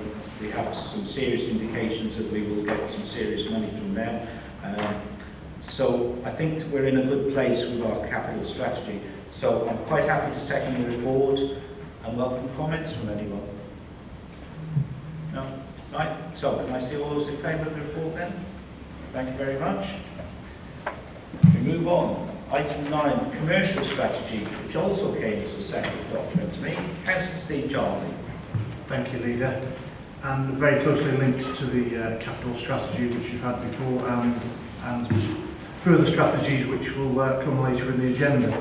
The commercial strategy sets out a plan for the next 3 years. In an ever-changing and fast-moving commercial environment, I see this strategy as an evolving beast, if you like, that will need to be updated constantly to reflect the market forces that will evolve over the next few years. The governance sitting behind the strategy is in place to mitigate risk, which in the commercial world is always going to be there.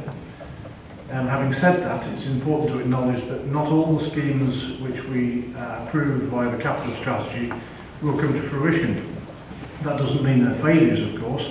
It just means that the market forces which are out in the real world outside the council can change the way the council needs to react. And in a very un-council-like way, we need to be fleet of foot and be able to change course to address those changes in the real world outside this building. As you will see in the report, the key objectives of the strategy are listed in part 4. But in summary, they are to generate income, to reduce carbon footprint, to create capital receipts, as we already heard in the previous paper, to transform our services going forward, to reduce our costs, and to maximise partnership working, which are all key threads which run through a whole host of documents which we're considering today and in coming weeks. To summarise, I think the strategy is an excellent document, and I fully endorse it to Cabinet colleagues, and I'm happy to move it. Well, I'll second it first, so right on, Roger. Yeah, next one. This is a disappointment. One of the pillars of this state this council was to be built on was the commercial strategy. And I see the commercial strategy in the paper there says that for 2020-21 raise income from investment in assets 500,000. It was originally £2 million and been brought back investment there and the investments going to go through. We've got, my figures I think are correct, we've got £133 million sat in the bank, earning less than 1%. We're investing money, potentially we've got more money coming in, and the approved capital budget for this is £20 million per year. Invest to save. I could have said it under the swimming pool when it was being, let's be ambitious for Shrewsbury, let's be ambitious for Shropshire, and actually start to invest in subjects, in whatever is needed to give us the income that we actually need. That's what we need, is we need income to balance our revenue side. Capital, we have it. I think everybody agrees there is capital there available to invest in the right places. Let's invest that capital and start earning the money that this county, this town, this council needs in the future. So I'm a little bit disappointed. It isn't ambitious enough for me. We should be looking at where we can invest to actually get a far better return than what we're getting at the bank. Alan? No? No. Steve? I'll happily come back to that, leader. Yeah, I'm not sure if Roger was actually listening, but the key thread of which I said was, one of them was to create capital receipts and the other was to generate income. It's pretty clear written in there. I also said that this is a starting point for us. It's going to be an evolving beast going forward to reflect the changing world around us. And I'm glad to hear you're ambitious, Roger. But I can guarantee you there's no one more ambitious than this cabinet. I think from where we've come from a couple of years ago, the amount of investment and commercial schemes which we've got in planning or in play at the moment is light and day to where we've come from, and we've changed our outlook on life and had to change it very rapidly. And I can't say more than that. Then we are where we are. We're an ambitious team. I look forward to Roger supporting some of our schemes when we put them together, because usually when it comes to the crunch, he usually sits there and says, "Oh, you haven't done this right." £10 million investment in housing, I fully support. It should be more. Things like that will give a return. Yes, I will support. Anyway, so we have the report. The recommendation was very simple. I think just was to agree the report. So can I see all of? Oh, do you want everyone in favour? Yeah. I wasn't sure if you wanted to talk though. Right. Item 10, asset management strategy. Steve Charles. Thank you, Leader. As you'll see, there's a bit of a thread running through today's cabinet agenda, and a lot of these strategies do knit together very, very closely. Yeah, the asset management strategy is a document which I'm very pleased to bring forward. It's been much needed for a while. Certainly a refresh has been needed for some time. As the council evolves into a commercially driven operation, these strategies need updating to reflect the new place where we're heading to. The key thread in the strategy aligns into 5 categories in which the council's assets will sit. Operational is the first one, which are fit for purpose and ideal for delivery of services or our objectives going forward. Heritage, which is the building which the council is basically the custodian of. Development and regeneration, exactly what it says on the tin, is a right for investment and part of the commercial strategy and intervention to enable further economic growth. Investment, supported by the other strategies which we're discussing. These are solely for generating income and to create a revenue for the council following investment. And finally, disposal. Obviously, if you don't fit into the first 4 categories, you are surplus to requirements and we'll be looking for a capital receipt on these. The strategy will create a framework which effectively for effective property decisions, and success of these can be measured by the KPIs which are listed on page 23 of the strategy, and these will be reported on to an annual report back to this cabinet. So I move the recommendation as listed and happy to take questions. The recommendation is on page 93 of the paper, and it's very simple. It's to approve the Council's new asset management strategy 2020-2025 as attached at Appendix 8. Anyone? Oh. I just want to make a small point about asset management of some of our heritage buildings, particularly in Shrewsbury. We've had Rowley's House encased in scaffolding for months and months, it seems. We are aware that Shrewsbury Castle is falling down in paired places, and it is encased by hoardings that are disfiguring the scene. The bits that were falling off the library building not long ago, and that was subject to repair. There are lots of other examples where the money needs to be made available for some restoration and some protection of these buildings, which are very important for Shrewsbury, not just in terms of how they look, but which should be having fulfilling purpose into the future. Exactly getting an English Heritage or Heritage England, whatever they're called now, to actually agree the way to repair these buildings. That's where the hold-up is in the system. It's not money that's holding up the work. Well, I know that some organisations like Historic England might be a bit slow in responding at times, but it does seem inexcusable that Rowley's House is going to be covered in scaffolding for the second. And could we perhaps have while it's in that state, could we perhaps have somebody going down and clearing out the litter and the mess that's around the place? And I put that another case because I agree that building needs to be. The hold-up isn't with the council; it is with Historic England, as it called now. Yeah, and I should say they work at their own pace. And that's what. Well, historic. Yeah. Right. So where were we at? Asset management strategy. So did we agree the report, or can I just make sure that everyone agrees with the recommendations? Right. Thank you. Moving on, item 11: workforce strategy and workforce digital strategy. Lee Chapman. Thank you, Leader. I'm really excited to be bringing this to Cabinet today.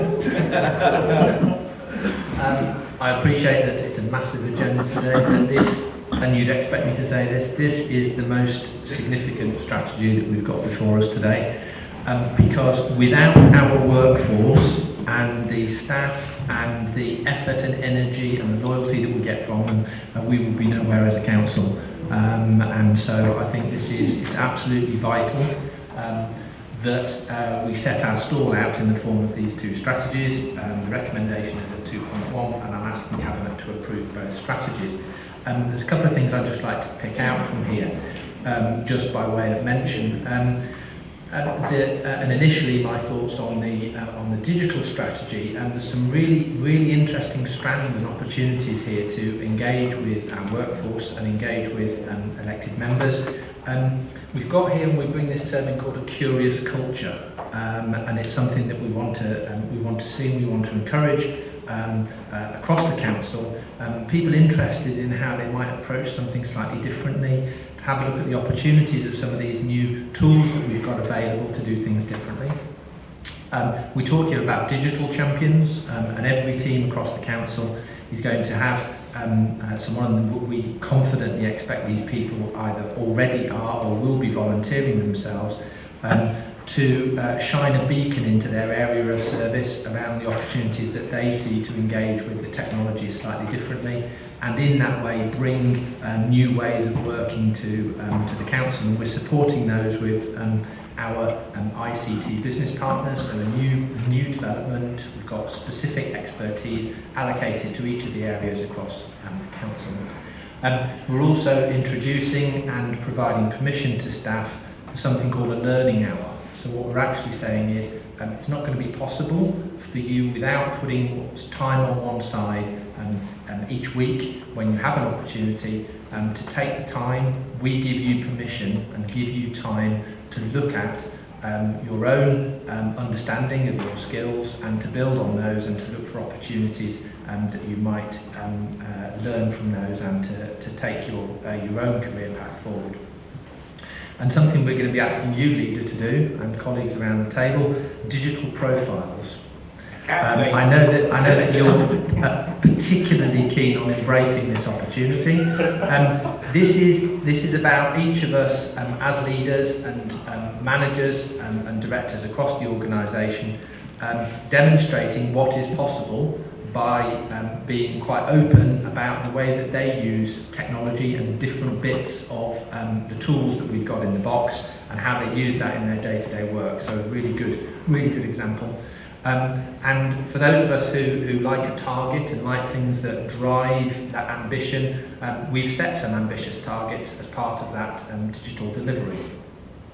In the wider context of workforce strategy, I think it's clear that we have focused our ambition for the organisation as part of the workforce strategy and set out our stall in terms of our expectations from the workforce, but also provided very real examples of how we continue to make sure that we support and encourage our workforce and we take very real concern of their individual well-beings and we nurture them in the workplace sufficient that they grow as the organisation grows. So on that note, I'd like to commend the paper to you and I'm happy to take any questions. I mean, I'm a bit of an innocent with the digital stuff, but I have to say 10 years ago, I never would have realised how much I rely on this ability. Everything. If this starts packing up, I'm lost because it does control so much of what I do. Steve? I just want to thank Lee Chandler really for making this current position portfolio holder to sound exciting.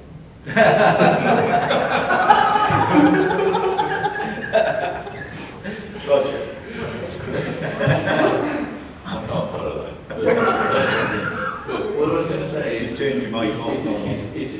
it has to be the way forward, and we all have to be involved. I think under our commitments, use technology to improve our services for everyone. Just press your mic, which you're not on. Right. Under our commitments, it's saying we want to use technology to improve our services for everyone, making digital the preferred way to operate, communicate and transact with our customers, colleagues and partners. Yet we do, but please, please do not forget those who may not be very computer literate, who maybe are not on the internet. We still need the paper. Yes, we do need to start converting because that is the way everybody is going, but there are very many people living in Shropshire who are not computer literate, they're not sure, so please, we can't forget those. I agree. Right, please.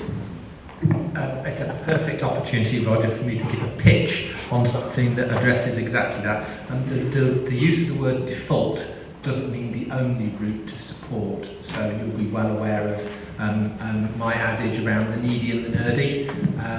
We need to make sure that the nerdy are get to feed the beast and get the quickest way to their intelligence, that what they need, but also that the needy, those vulnerable in society, and we have very many of them in Shropshire, still get the opportunity to access and find out as much about information as possible, and I'm as committed to that.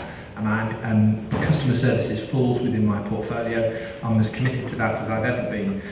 On the issue about access, we have now appointed a digital champion.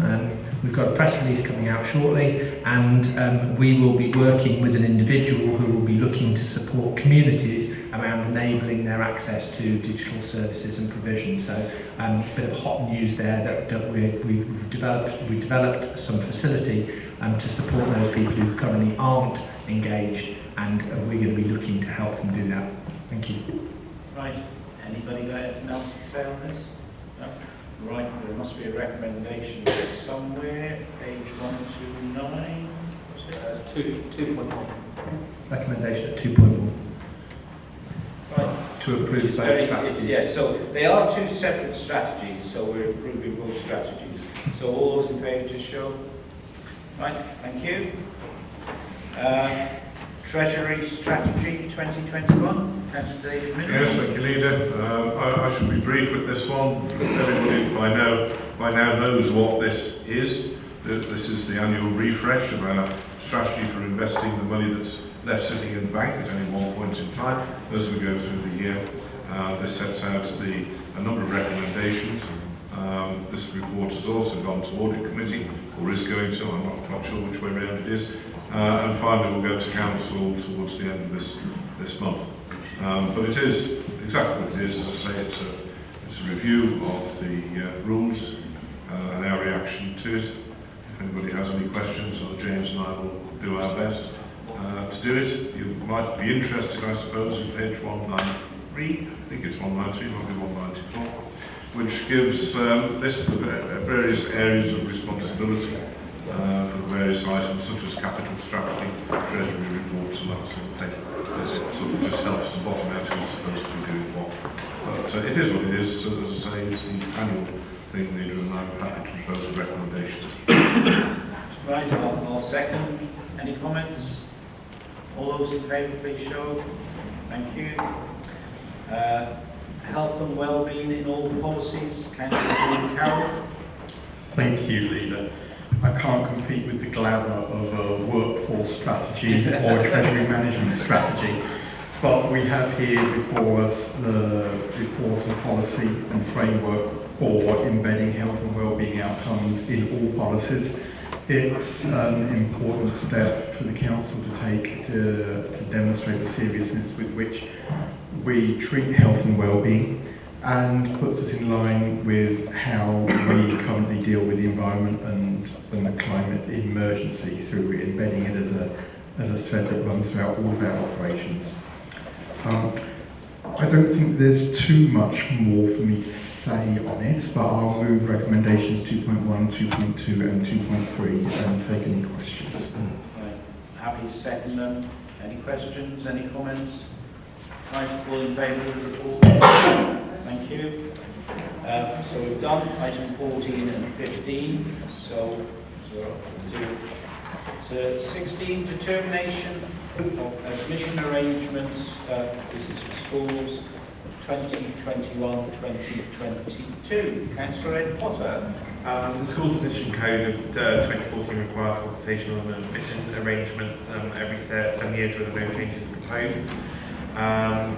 In accordance with the Schools Admissions Code, consultation for 2021-22 must be completed by the 31st of January of this year, and arrangements must be determined before the 28th of February of this month, hence coming forward to Cabinet today.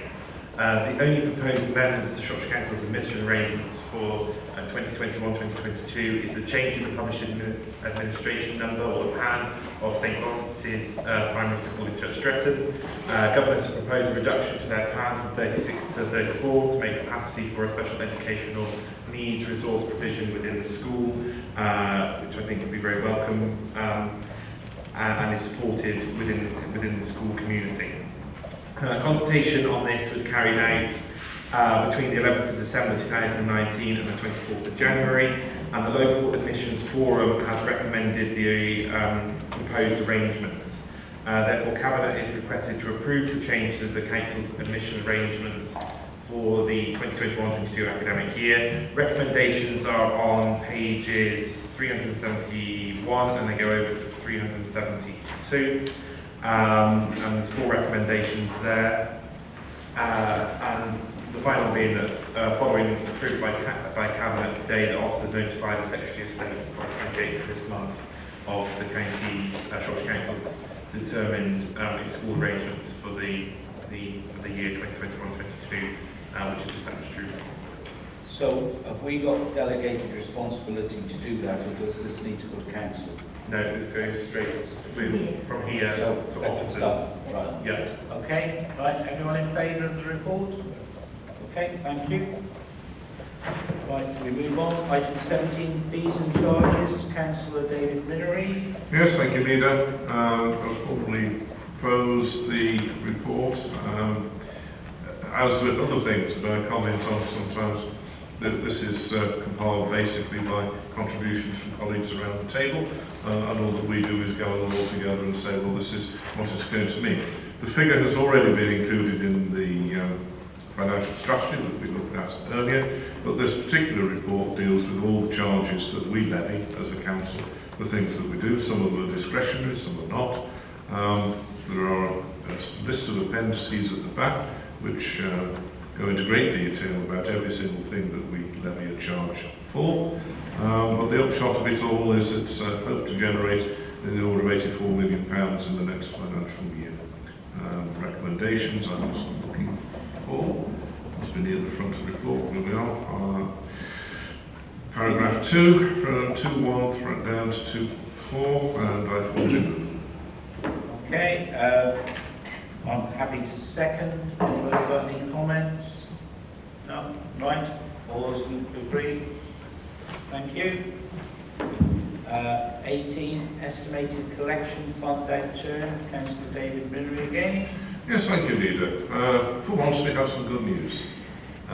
We've actually generated more income than we were anticipating at the time that we did the budget this time last year, and in the order of £3.5 million better off as a consequence of this. I would like to congratulate all those who work so hard behind the scenes, making sure that we get the bills right and we get the money in. They've done a sterling job yet again.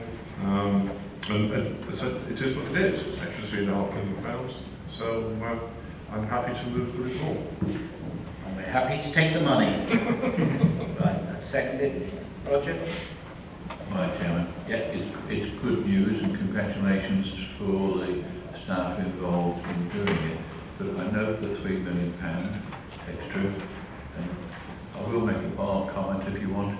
This council is still £1.7 million short of achieving a balanced budget and having to use better. Wait until the end of the year before you make too much. That's the information that I have at present, is that, and the procurement and the other freezes that's taken place. Okay, right. So everyone in favour of the recommendations? Okay, thank you very much. 19, Treasury Management Update, Quarter 3, Councillor David Minory again. Yes, thank you, Leader. Well, again, it's good news, not in the same quantity as the previous report, but yet again, the team who look after the investments for us have outperformed their target, again by 0.34%, which means that in the last quarter, that was an additional £126,000 coming into the authority. So again, congratulations to them. And I move the report. Okay, I'll second. All those in favour? Right, thank you. And item 20, recommendation for Stoke-upon-Tern Neighbourhood Development Plan to proceed to referendum. Councillor Macy. Thank you, Leader. Most of it's in the title. The Stoke-upon-Tern Neighbourhood Plan Steering Group have helped produce this plan. Our responsibility is then to have that independently examined, which we have done. There were a number of suggestions from the examiner of just some concerns he had about changes that needed to be made to the plan. That's been worked on over the last few months. Those changes have now been made, and Cabinet will see in Appendix 3 the final referendum version that takes into account those changes.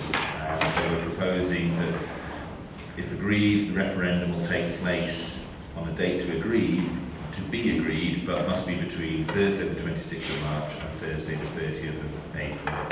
Should the plan gain public support at the referendum, Shropshire Council's full council will be asked to formally make, as the official word, but adopt the Stoke-upon-Tern Neighbourhood Plan to form part of the statutory development plan for Shropshire. So at this stage, it's asking Cabinet that we want to go out for the referendum, so I'll move the way. I'm sure you'll have wholehearted support, so can I see all those in favour? Right, thank you all very much. Considering the agenda, we haven't done too badly. Okay, thank you.